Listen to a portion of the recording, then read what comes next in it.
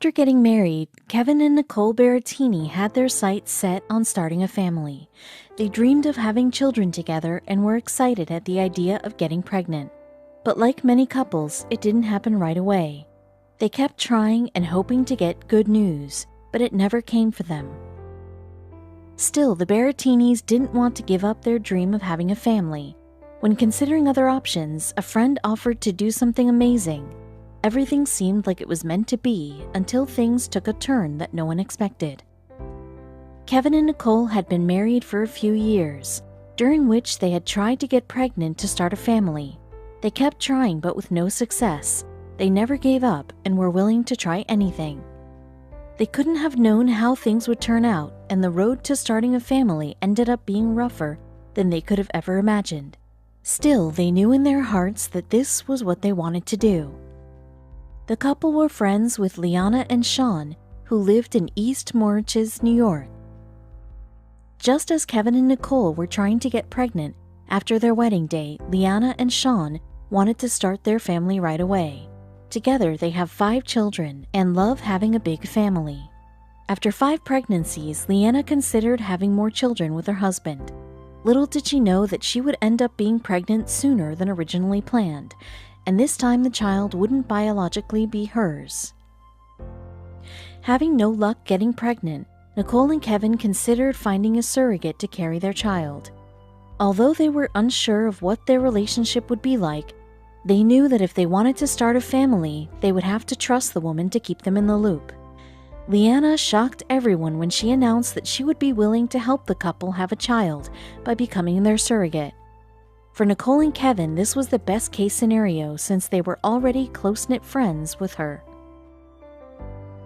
Surrogacy is a unique experience.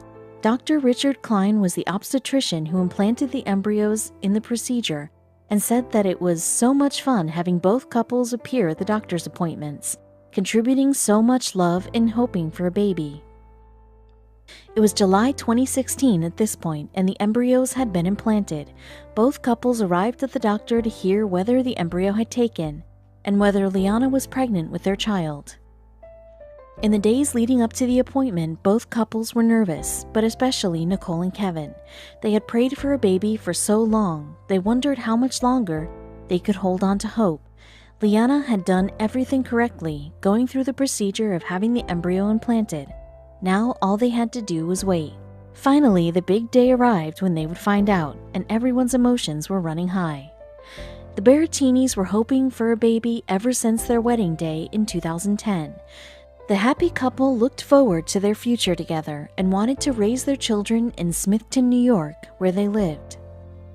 But time after time, Nicole still wasn't pregnant. She went to the doctors to find some answers that would help her conceive. But the news that she received was not what she was hoping to hear. It seems that the Berrettinis' plans were not going to happen. Back when she was 16 years old, Nicole began noticing small bumps appearing on her skin. A few small bumps turned into bumps covering her entire body. When she went to the doctor, suffering from a fever and fatigue, they discovered that her eyes had also turned jaundice. The doctor took blood samples and found that her level of platelets was dangerously low. While the average adult has between 140,000 and 150,000 platelets in their body, Nicole only had 8,000. After seeing the doctor, Nicole was diagnosed with an autoimmune disease called thrombotic thrombocytopenic purpura, or TTP. Still just a teenager, Nicole was shocked at the diagnosis, which could be fatal. TTP causes blood clots to form around the body, and Nicole was in imminent danger. After her diagnosis, she stayed in the hospital recovering. She was lucky to have made it to the doctor in time to be treated, as things could have ended up being a lot worse. So just how much at risk was Nicole? Blood clots caused by TTP have a 95% mortality rate if they aren't treated immediately. The rare blood disorder increases blood glycoprotein in hemostasis, which causes different parts of the body to experience blood clots. Nicole's symptoms of fatigue, fever, and bruises all match up with TTP, which affects 1 out of every 100,000 people, most of whom were adult women. Nicole was part of the 10% of this population whose case begins before adulthood. Thankfully, the doctors were able to find suitable medications to manage Nicole's TTP. Because of it, she was able to live a normal life and not worry about waking up with a fatal blood clot. Because of this, her condition wasn't on her mind often. But when she went to the doctor to find out why she wasn't getting pregnant, Nicole learned that if she were to get pregnant, her TTP medication would most likely harm the baby. Due to Nicole's condition, it would be unsafe to go off the medication as well. After learning that pregnancy would be too risky for her, Nicole went home devastated by the news. A while later, her husband Kevin came home and instantly knew something was off. He recalls, "I got home from work and Nicole had that look on her face like something was wrong, and I'm never going to forget it. I said, 'What's wrong?' And she said, 'The doctor doesn't think we can have children.' And you know nobody wants to hear that." She explained the risks and he knew it was true. The difficult part for Nicole was knowing that she could, in fact, conceive, but the pregnancy would be very high risk for both her and her baby. She explained, "I was able to conceive, but I wouldn't be able to have a healthy pregnancy, and it would result in death of myself or the baby." It was clear that it would be too dangerous for Nicole to fall pregnant, and she would need to find another way to achieve her dream of having a family with her husband. Nicole was absolutely heartbroken that she wouldn't be able to carry her own baby, and it took her a while for the news to sink in. She was incredibly frustrated that she was able to get pregnant, but that the doctors told her not to. She even told Kevin that she was willing to risk everything, but he said no. Nicole was grieving a loss, and the couple took time to cope with it all. Through it all, they were still trying, emotions running high. Eventually, they decided to stop trying to conceive and face the facts they were presented. They needed to calm their hearts and listen to their heads because this was a very serious decision. Then Nicole decided to freeze her eggs and think about searching for a surrogate. Since it would be a safe method of starting their family, they also considered adoption. One of the first options that the couple was considering was adoption. For Nicole and Kevin, the most important thing to them was that they had a family, and whether or not the children were biologically theirs wasn't the most important aspect.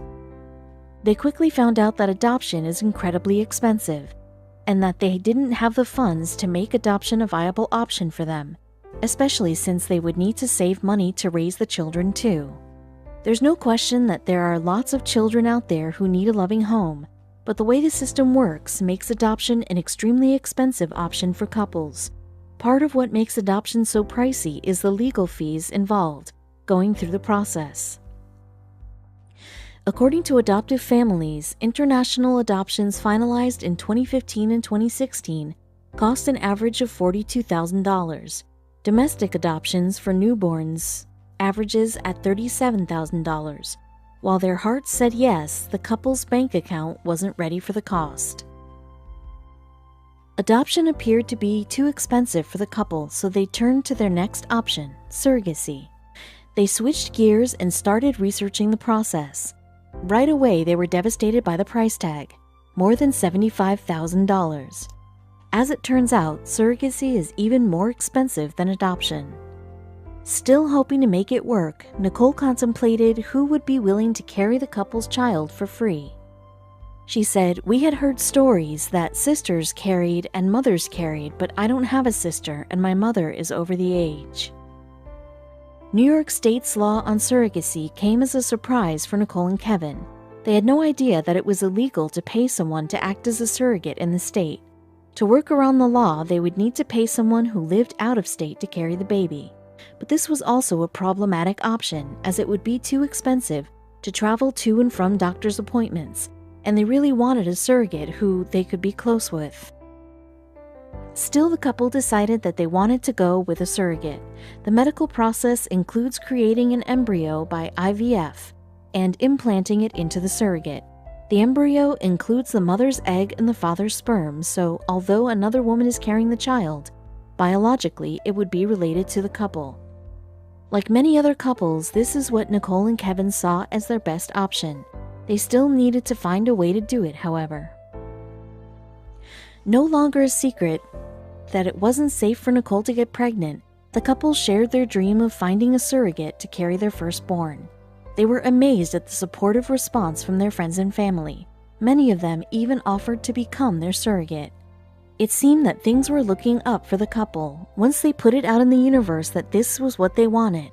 However, they were just as quickly disappointed when they found out through initial testing that the women who had offered weren't fit to carry. Liana was a friend of Nicole and Kevin's. She and her husband Sean have 5 children together, and the couples had known each other for 20 years. Liana loved being a mother and couldn't imagine life without her children. When she heard of their situation, she was empathetic. She contemplated offering to carry their children, but she had just given birth and wasn't sure if her body was ready to carry another child yet. In order to qualify to become a surrogate, a woman must be entirely healthy, because the process is costly and the chances of becoming pregnant decrease as women age. A lot of factors are considered before the procedure takes place, and as Nicole and Kevin found out, not all women are a good fit to become a surrogate. Once the woman gets the green light to become a surrogate, however, there's a good chance within 3 tries of implanting the embryo that they will become pregnant. In December of 2015, the 2 couples met up for dinner one night. It was clear that Kevin and Nicole were going through a stressful time in their lives. Liana and Sean wanted to lift up their spirits without prying too much into their situation. Of course, the topic couldn't be avoided, and they soon started discussing having children. Nicole was visibly upset about not being able to have a child, and Liana, a mother of 5, wanted to help. After listening to Nicole speak about their childbearing woes, Liana said something completely unexpected. Kevin recalls what she said at the dinner table that night as Liana goes, "You know, I have 5 children. Sean and I want to have maybe 1 or 2 more." And Nicole and I looked at each other with a puzzled look, like, "You have 5 kids. Why would you want any more?" What she said next caused everyone to tear up. It would almost seem like throwing it in her face that Liana was talking about having a 6th child when Kevin and Nicole couldn't even have 1. They didn't know what to think, but Liana kept talking, Kevin said, and she goes, "No, not for me, for you guys. I'd like to carry a child." Nicole and Kevin were completely in shock. Kevin said, "The 2 of us, just forget about it. We all started crying." Finally, the couple felt that they had found the answer to their problems. This was meant to be. Liana knew in her heart that it was the right thing to do. She said, "I was blessed to have 5 kids, and they are all amazing, and I couldn't picture my life without them. And to see this family so deserving, it broke my heart." It was the joy that Liana got from being a mother that led her to wanting to give that experience to someone else, who otherwise wouldn't be able to have children. After giving birth to her 5th child in 2015, Liana and Sean felt that their family was complete. Liana's heart was so full with all the love she had for her children that she felt she had more to give. She was considering becoming a surrogate to help another couple have a family. Liana brought the idea up to her husband, Sean. She let him know that if she chose this path, it would require extra help from him in taking care of their children. He agreed with her idea. Through tears, Nicole and Kevin accepted Liana's offer of carrying their child on the spot. They were over the moon about their friend's selfless offer, which would help them get what they've always dreamed of. Liana passed the medical tests with flying colors, making it official. The timing was right and everyone was on board. Nicole and Kevin couldn't have been happier with finding the perfect person to bring a baby into their lives. After passing the medical exams, Liana went to the doctors to have the embryo implanted. It would only take 1 week to find out if the embryo took, but it felt like an eternity for everyone involved. Although they felt like everything was falling into place, the couple had been disappointed before. They knew that nothing was guaranteed and all they could do was wait and pray. The 2 couples went back for the follow-up appointment only to learn that Liana wasn't pregnant. Although it didn't happen the first time, neither couple was ready to call it quits. The doctor was optimistic and told them that this time around they would implant more embryos, increasing the chances of Liana getting pregnant. They had to wait yet another week to find out if Liana was pregnant with the 2nd round of embryo. Again, everyone was on the edge of their chairs, praying and hoping that this round would take.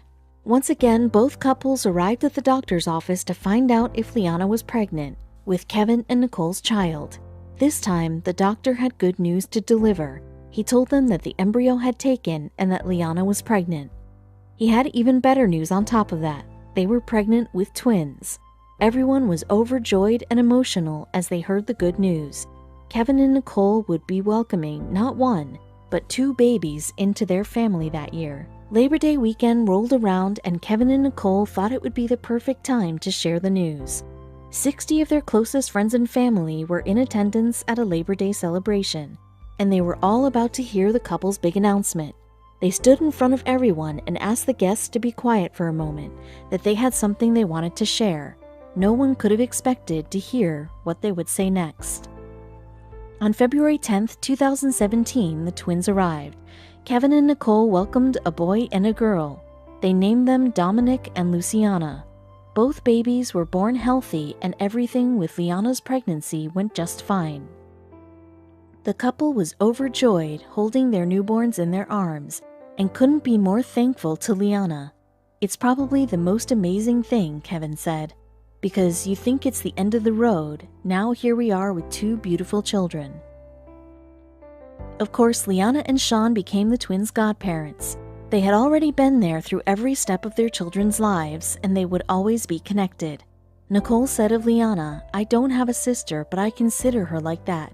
We don't hold back. We are open, honest, and I am constantly turning to her for guidance. Everything worked out." Nicole was able to stay on her medication to manage her TTP, and they were still able to welcome 2 kids. They didn't stop there. Now, having successfully started their family, Nicole and Kevin wanted to share their experience with the world and advocate for surrogacy to become legal in New York State and beyond. The couple began working with New York legislators and reproductive specialists to change the laws. Kevin said, "We are happy that our story went public to help others in the time of need. It's honorable how open the couple made their experience, so transparent and honest, to show others that it's possible." Nicole and Kevin never take Liana's kindness for granted. Without her, they couldn't have made their happy family. Nicole wants other women in her position to know that they too can find someone willing to take the journey of surrogacy, and it's all worth it. There are people out there, like Liana, that will do it out of kindness. It's easier to find them than it seems. It's never the end of the road. The couple continues to fight to legalize surrogacy. In her early 30s, Katie Page was living in Alabama, yet was feeling unfulfilled. She was looking for a new beginning to get out of the rut she felt she was in. Her marriage had recently ended, and she felt completely lost. It was a time she had described as the hardest in her life. She knew that the only thing she could do was to start over entirely, and despite having friends and opportunities in Alabama, she needed to get out. Even after her marriage had ended, she was aware that there were still opportunities that she could take advantage of, so she decided to figure out which ones were worth examining.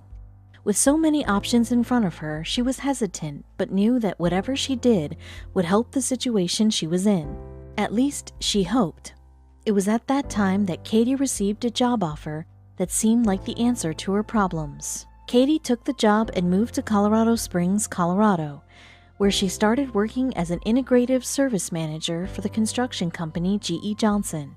She was feeling positive that she had made the right decision in order to turn her life around and accomplish some of the goals she had. She ended up purchasing a 4-bedroom home that required a lot of renovation. Katie commented that the house was a large 4-bedroom home. "I told my friends at the time that it was meant for more, even though I really didn't know what more meant at the time." Renovating a home, no matter what size, is not cheap by any means, so Katie decided that she would take on the job herself, keeping her busy and giving her a purpose. She stated, "The house I bought would require extensive work to transform into my vision, and most of which I would have to do by myself in order to afford it."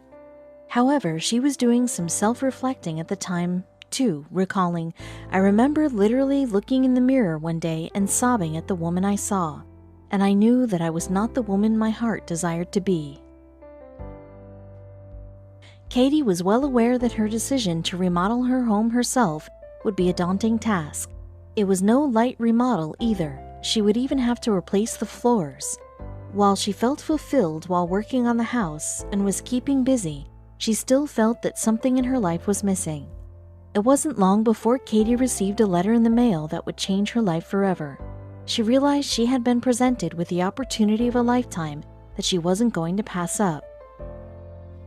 After moving to Colorado, Katie became a deeply religious person, joining a local church. On that fateful day, Katie received a letter from her church about a seminar they thought she would like to attend. It was about the opportunity for her to become involved in a foster program for children in need. She wondered if this was the answer she was looking for, and the longer she thought about it, the more confident she became. So she agreed to attend her church's seminar. In the events leading up to Katie receiving the letter, she had been focusing on becoming the woman that she wanted to be. She moved across the country, starting a new job, and became involved with her church. Yet she still felt that there was more she could do, not just for herself but for others. Katie figured that the foster program would be an excellent way to help and would bring her the satisfaction she had longed for. Looking at all the space in her home, she knew she wanted to put it to good use. After deciding to attend the seminar, she knew that she would need to talk through everything before she made such a life-changing decision. So she called the person that she trusts the most, her mom. If her mom agreed with her decision, Katie knew that it was definitely the right choice. However, at first, her mom was caught off guard with Katie's proposition. She couldn't wrap her head around why Katie was interested in becoming a foster mom. Her mom was well aware of how difficult it is to raise children, but agreed to attend the meeting with her. After speaking with her mom, Katie was surer than ever that she had made the right decision to attend the seminar. Once she got there, she felt more passionate than ever about everything. She knew this was exactly what she needed.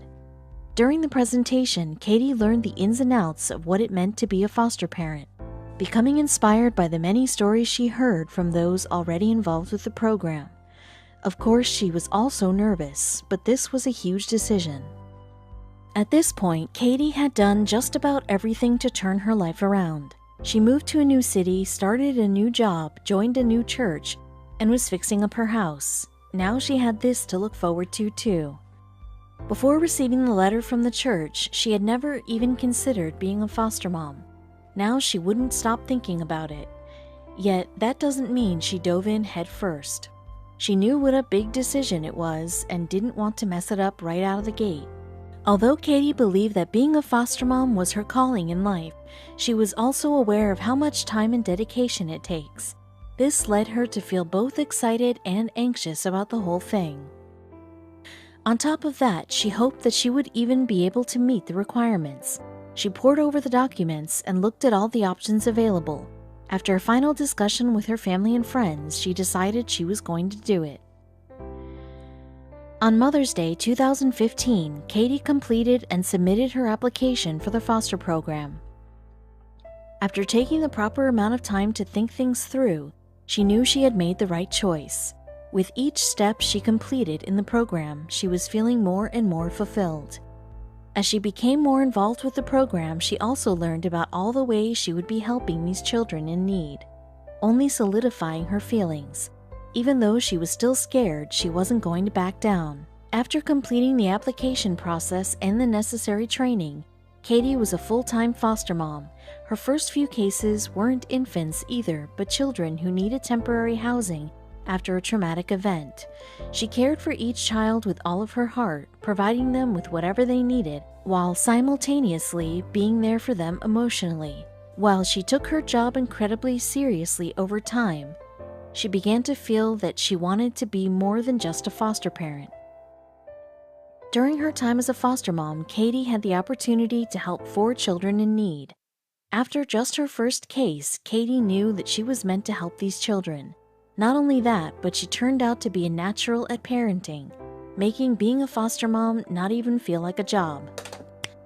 While she was content with being a foster parent, another feeling began to grow inside of her. She started to think that she wanted to become an actual mother herself. Not long after becoming a foster mom, Katie found herself wanting to adopt a child of her own.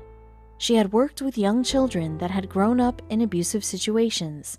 However, they never stayed for long. so she decided she wanted a child that she would never have to say goodbye to.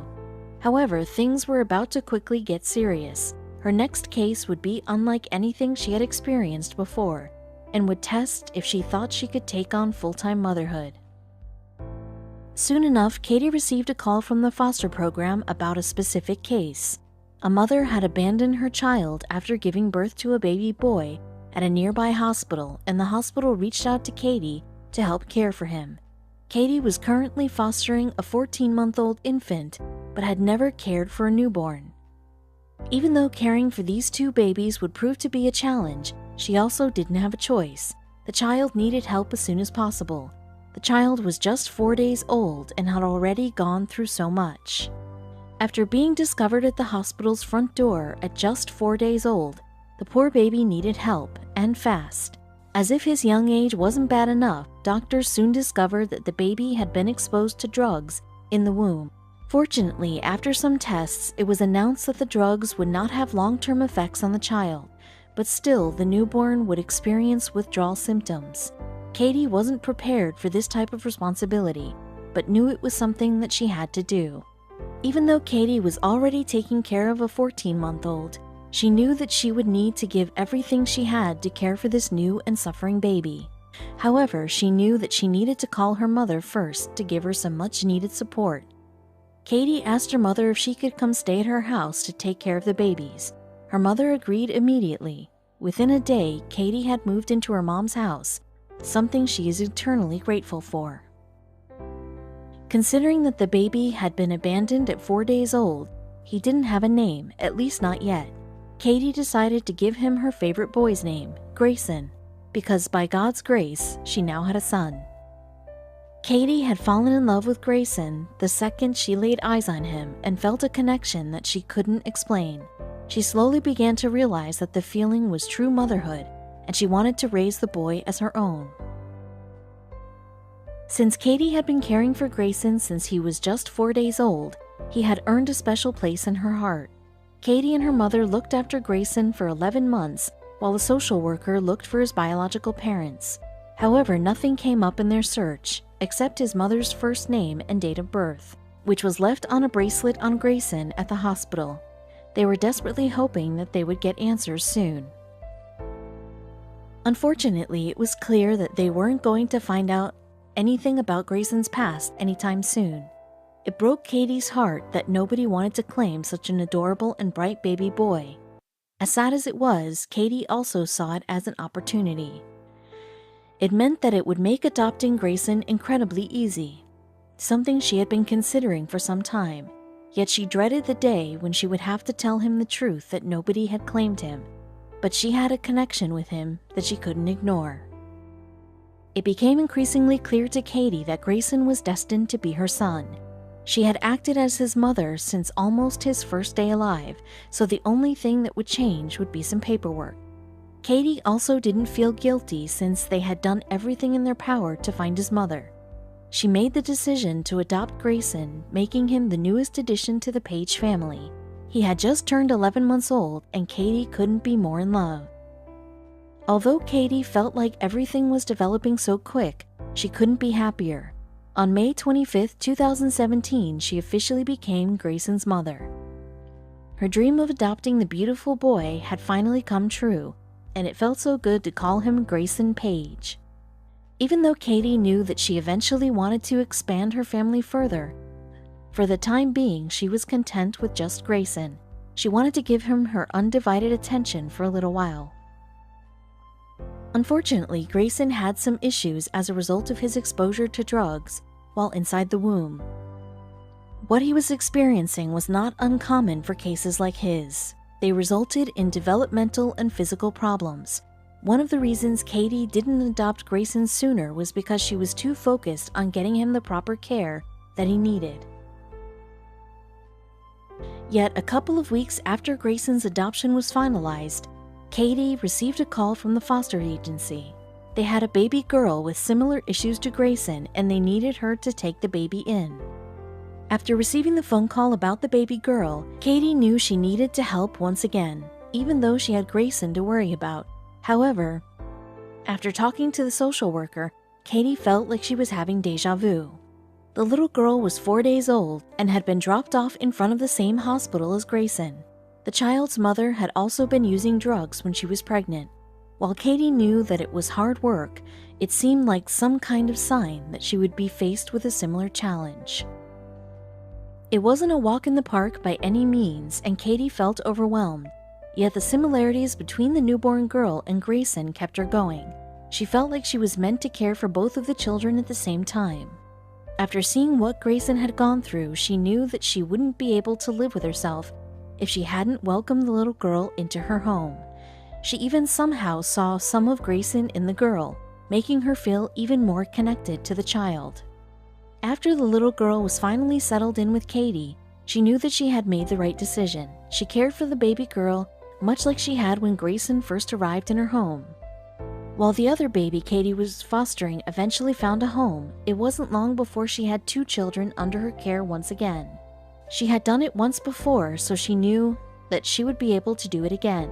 It also helped that her mother was still willing to help.